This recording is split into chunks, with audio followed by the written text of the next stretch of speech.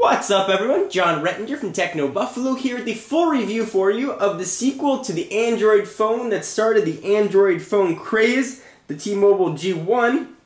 This is its big brother all grown up. Let's take a look at the G2.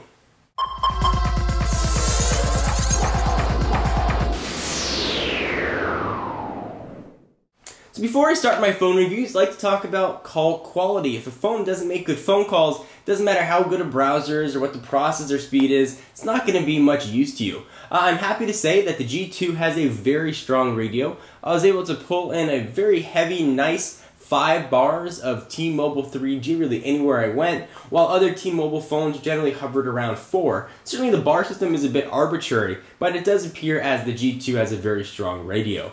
Call quality was quite nice as well. I had no white noise or popping on my end, and the other end, the caller had no white noise or popping on their end.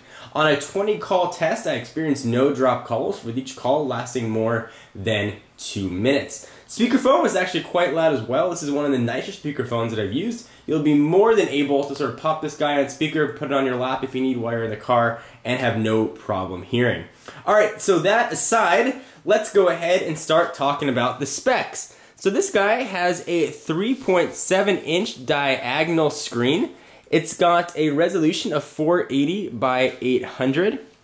It's got Android 2.2 on board with an 800 megahertz processor with 512 megabytes of RAM. It's got a 5 megapixel camera on the back with autofocus and LED flash, which is also capable of shooting HD movies at 1280 by 720, also known as just 720p. It's got a 1300 milliamp hour battery, which is going to get you about 6.6 hours of talk time. This thing is by no means a battery usage champ. Be prepared to have to be close to a charger. I barely got through a day before this thing would turn off on me, and I'm a pretty heavy user. So if you're logging on to a lot of Exchange accounts or you're having push email sent, you do a lot of web browsing, you are definitely going to want to either have a replacement battery or keep the charger with you. It does have 4 gigs of storage built in, which is quite nice. And of course, you can expand that with a micro SD card. Alright, so let's talk about some of the build quality and what you're going to get physically on the phone itself. I have long lamented about capacitive buttons. I think that sometimes they don't work as well as advertised, especially as well as physical buttons. And I've gone on the record as saying I did not enjoy them on the Nexus 1.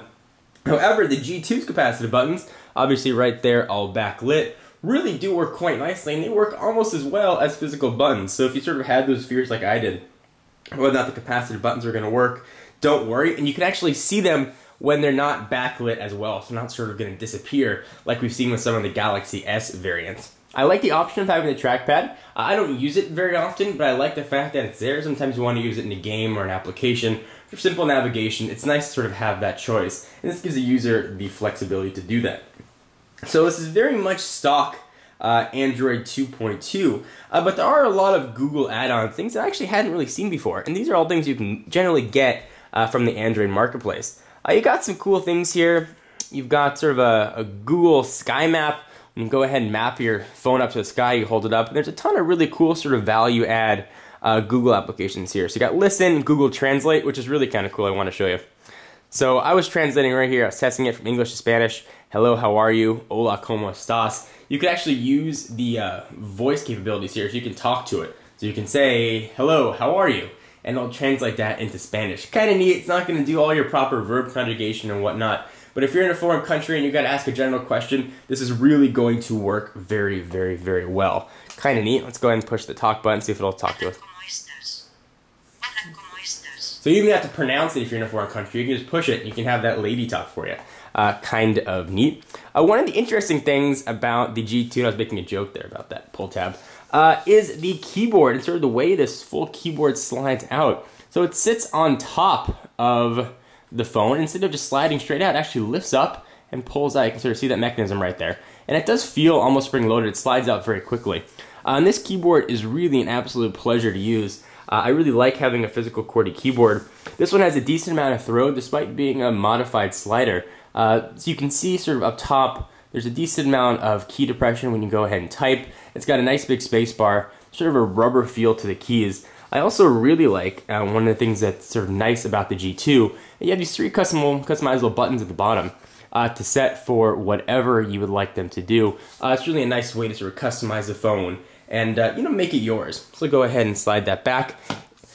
I really do like phones that are relatively on the thin side. This phone is certainly not the fattest phone on the block, but gives you the option whether or not you want to use the on-screen keyboard or the slide-out keyboard. And speaking of on-screen keyboard, I should say that this guy will ship with swipe. So if you're a fan of swipe and you don't want to take your finger off the screen, the G2 is going to serve you quite well. Camera is a fairly unremarkable pictures for 5 megapixel camera. That's pretty much exactly what you'd expect from a camera phone. Certainly not going to replace your, whatever you use as your standalone camera. Certainly not going to replace your video recorder as well. It'll get the job done for a quick blog or a video of your dog pooping. But for the most part, keep another camera handy. Build quality is absolutely fantastic. HTC sort of has that industrial feel to their phones. The metal back really makes it feel nice and heavy in the hand, but not too heavy that it's cumbersome. It really just feels quite good. Alright, so this does have Flash 10.1 support, and it does work quite well. Go ahead and open up the browser here. Here's TechnoBuffalo. Go ahead and sort of see content start to play. So there's a Flash banner up there. One of the things I was not happy about was actually the pinch to zoom scrolling here. Now I am on a Flash page, but it wasn't as smooth as I've seen on other Android devices. And I will tell you that is not a symptom of the 800 megahertz processor. People get very caught up in 800 versus gigahertz rather, and there really isn't that big a difference. Mostly the speed of a phone is going to be how well the software is optimized for the hardware.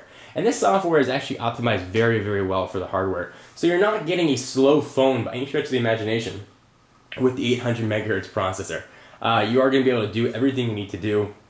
Watch your videos, check out all your content. Things are going to work very well. And I did like, really what showed me the hardware is keeping up was there isn't any of that checkerbox scrolling when I go ahead and scroll through a web page or any views. I would have liked the browser to have been a bit smoother, but that was sort of one of the only shortcomings that I had with the G2.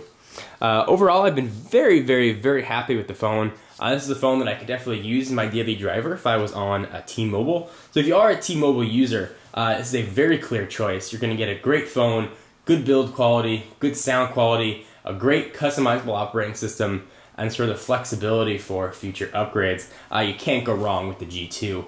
On a 1 to 5 scale, I give it a very solid 4.5. I would have liked to have seen a bit of a better camera and better browser performance, but those are just nitpicky after what is an overall very, very excellent device. I'm John Rettinger from TechnoBuffalo. Be sure to check out the site for all of your G2, Android, and tech news. For exclusive content, check me out at Twitter, twitter.com/John4Lakers, and I'll see you in the next video. Bye-bye.